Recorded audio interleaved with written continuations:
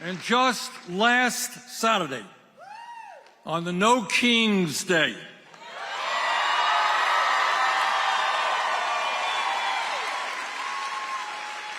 millions and millions of Americans in every state of this country came out and loudly and clearly they said no to oligarchy,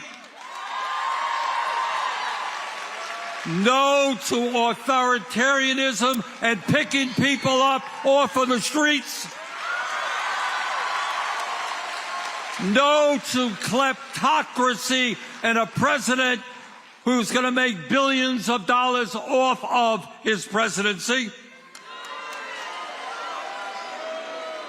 and no to legislation which will provide, if passed, hundreds of billions of dollars in tax breaks to the top 1% and make devastating cuts to the needs of working families. Bottom line is that in the wealthiest country in America, and in the history of the world, we have two Americas. One America, people on top, doing phenomenally well.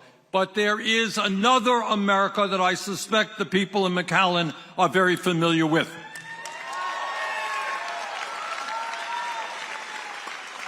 And that is that while the 1% is doing extraordinarily well, there are millions and millions of families in Vermont and here in Texas who are struggling to pay the rent, struggling to pay for health care, struggling to put food on the table, to pay for childcare and other basic necessities of life.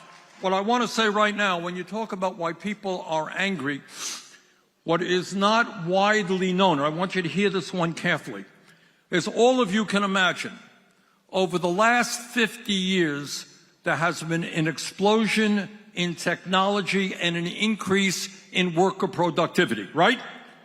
It means that every worker here is producing a lot more than somebody in that position did 50 years ago.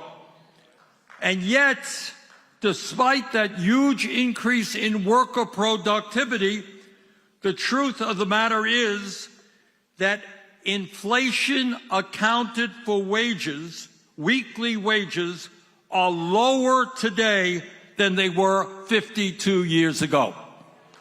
Do you understand what I'm saying?